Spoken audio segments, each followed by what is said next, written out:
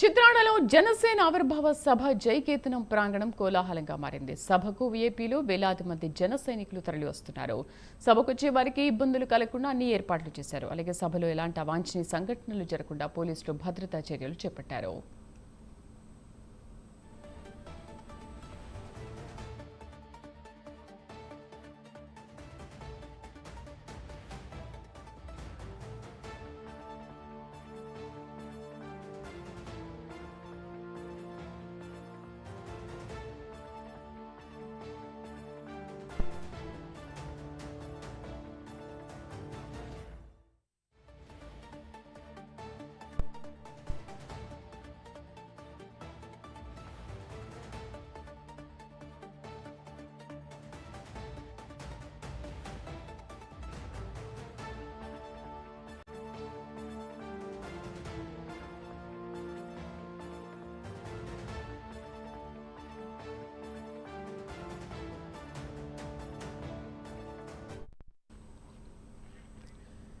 చిత్రాడలో జనసేన ఆవిర్భావ సభ జైకేతనం ప్రాంగణం కోలాహలంగా మారింది. సభకు వీఐపీలు వేలాది మంది జన సైనికులు తరలి వస్తున్నారు. సభకు వచ్చే వారికి ఇబ్బందులు కలగకుండా అన్ని ఏర్పాట్లు చేశారు. అలాగే సభలో ఎలాంటి అవాంఛనీయ సంఘటనలు జరగకుండా పోలీసులు భద్రతా చర్యలు చేపట్టారు. మా కరెస్పాండెంట్ చంద్రశేఖర్ లైవ్ లో పూర్తి సమాచారం అందిస్తారు. చంద్రశేఖర్, ఎటువంటి జరగకుండా పోలీసులు ఎటువంటి భద్రతా చర్యలు చేపట్టారు?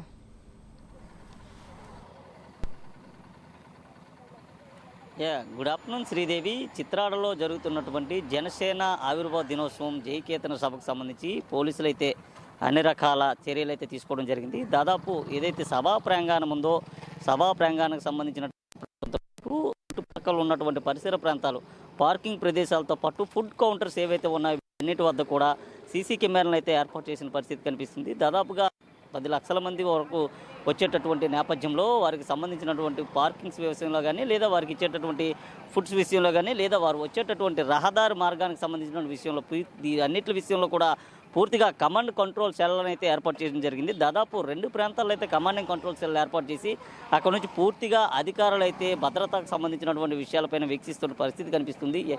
ఎప్పటికప్పుడే జిల్లా ఎస్పీ కూడా అదే ప్రాంతానికి చేరుకుని సభా వేదిక వద్దకు వెళ్ళి సభా వేదిక వద్ద ఉన్నటువంటి ఏర్పాట్లతో పాటు లోపల జన సైనికులకు ఎటువంటి సమస్యలు తలెత్తకుండా, ఎటువంటి ఇబ్బందులు లేకుండా కూడా పూర్తిగా అన్ని రకాల వసతులను అయితే ఏర్పాటు చేసిన పరిస్థితి ప్రధానంగా చూసుకోవచ్చు. ముఖ్యంగా చూసుకుంటే ఇటు ఉమ్మడి విశాఖ జిల్లాతో పాటుగా శ్రీకాకుళం, సిక్కోలు నుంచి వస్తున్నటువంటి వెహికల్స్తో పాటు ఇటు రాజమండ్రి నుంచి వచ్చేటటువంటి వాహనాలన్నీ కూడా దాదాపుగా వేలాది వాహనాలు వచ్చేటటువంటి అవకాశం అయితే కనిపిస్తూ ఉంది. ఈ నేపథ్యంలో ద్విచక్ర వాహనాలతో పాటు అటు కార్లు, ఆటోల పార్కింగు మరియు బస్సుల పార్కింగ్ సంబంధించినటువంటి ప్రదేశాలని 9 కేటగిరీలుగా కేటాయించిన పరిస్థితి కనిపిస్తుంది.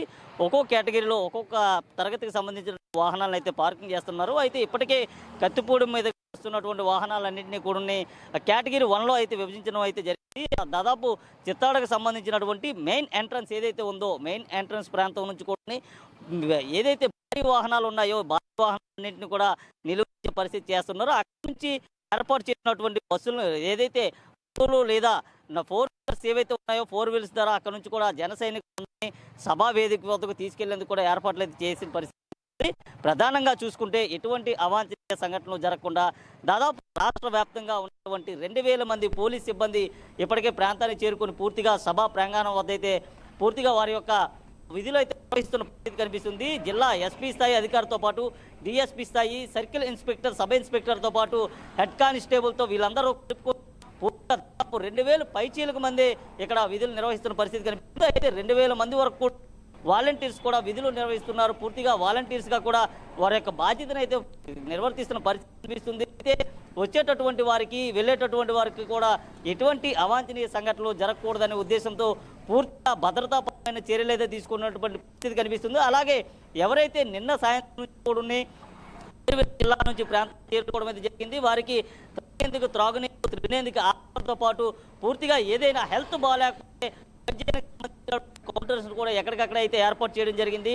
ప్రధాన ద్వారం ఎదుట ఏర్పాటు చేసినటువంటి వైద్య కేంద్రం ఏదైతే కేంద్రం నుంచి ఎవరికైనా సరే మైగ్రేషన్ వచ్చినా లేదా మరేదైనా సమస్యలు తలెత్తినా తక్షణమే వైద్య సేవలు అందించే విధంగా వైద్యులను కూడా ఏర్పాటు చేయడం అయితే జరిగింది. అలాగే పూర్తిగా వారు ఉండేందుకు కూడా కుర్చీలను అయితే ఏర్పాటు చేశారు. అలాగే ఏదైతే సభ ప్రాంగణానికి దాదాపు 100 నుంచి 200 మీటర్ల దూరంలో పూర్తిగా తినేందుకు ఆహార పొట్లాలు అందించడంతో పాటు తినేందుకు కూడా ఫ్రూట్స్ అంటే పుచ్చకాయలు లేదా మజ్జిగ వంటివి కూడా వితరణ చేస్తున్న పరిస్థితి కనిపిస్తుంది. మనం చూసుకుంటే దాదాపు సభా ప్రాంగణానికి సంబంధించి దాదాపు 2 కిలోమీటర్ల దూరంలో ఉన్నటువంటి ప్రాంతానికి చూసుకుంటే అక్కడ కూడా జన సైనికులు వారి యొక్క సేవలు అయితే అందిస్తున్న పరిస్థితి కనిపిస్తుంది.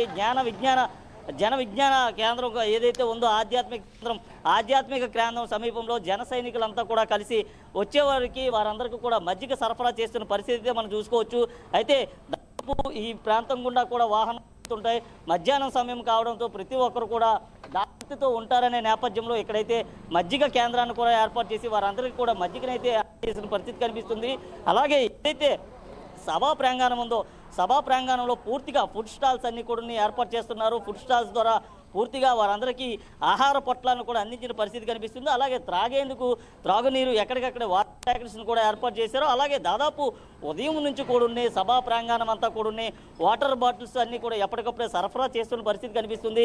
2 ద్వారాలను అయితే ఏర్పాటు చేసిన పరిస్థితి కనిపిస్తుంది. 2 ద్వారాల ద్వారా కూడా పూర్తిగా ఒక ద్వారం గుండా వివిఐపీలని పంపిస్తూ మరో ద్వారం గుండా జన సైనికుల్ని వీరమహిళల్ని పవన్ కళ్యాణ్ సంబంధించినటువంటి ఎవరైతే అభిమానులు ఉన్నారో అభిమానులందరినీ కూడా మీరు మరో ద్వారం ద్వారా లోపలికి పంపిస్తున్నటువంటి పరిస్థితి కనిపిస్తుంది. అయితే ఈరోజు సాయంత్రం 4 గంటల ప్రాంతం నుంచి పవన్ కళ్యాణ్ అంటే సభావేదిక వద్దకు రానున్నారు.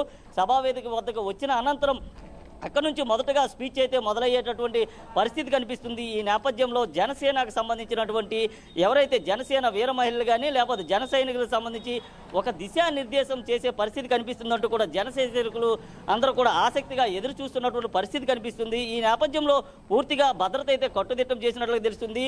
అలాగే పవన్ కళ్యాణ్ సంబంధించినటువంటి సెక్యూరిటీ ఏదో ఉందో సెక్యూరిటీకి సంబంధించినటువంటి జెడ్ కేటగిరీ కూడా పూర్తిగా సెక్యూరిటీ కేటాయించినట్టు తెలుస్తుంది. ఎందుకంటే పవన్ కళ్యాణ్తో పాటు మరికొంతమంది మంత్రులు అలాగే జనసేన పార్టీకి సంబంధించినటువంటి కీలక నేతలు జనసేన పార్టీ ఎమ్మెల్యేలతో పాటు మరికొంతమంది కూడా వచ్చేటటువంటి పరిస్థితి కనిపిస్తుంది. ఈ నేపథ్యంలో సెక్యూరిటీ పరంగా కూడా ఎటువంటి సమస్యలు తలెత్తకుండా ఇప్పటికే హెలీప్యాడ్ ఏదైతే ఉందో హెలీప్యాడ్ ద్వారా పవన్ కళ్యాణ్కి పూర్తిగా స్టేజ్ వద్దకు వచ్చేటటువంటి మార్గం ఏదైతే ఉందో దానిపైన ట్రయల్ రన్ కూడా చేయడం అయితే జరిగింది. అయితే ఈరోజు వచ్చేటటువంటి సమయాన్ని చూసుకొని పవన్ కళ్యాణ్ నేరుగా స్టేజ్ వద్దకు తీసుకొని వెళ్తారు. స్టేజ్ పైకి వచ్చిన అనంతరం కూడా ఆయన పూర్తిగా స్పీచ్ అయితే ప్రారంభించే పరిస్థితి ఉంది. అయితే దాదాపు 3 గంటల పాటు కొనసాగుతుంది అనుకున్నటువంటి సభ ఏదైతే ఉందో అది 6-7 గంటల పాటు కొనసాగేటటువంటి పరిస్థితి కనిపిస్తున్న నేపథ్యంలో రాత్రి సమయంలో ఎవరైనా ఇంటికి వెళ్ళే సమయంలో ఎటువంటి సమస్యలు తలెత్తకుండా సాంకేతిక సమస్యలు కానీ మరేం లేకుండా పూర్తిగా రకాల తీసుకోవాలంటూ కూడా ఇప్పటికే జన సైనికులకు సంబంధించినటువంటి వారందరికీ కూడా ఆదేశాలు జారీ చేసిన పరిస్థితి కనిపిస్తుంది. పూర్తిగా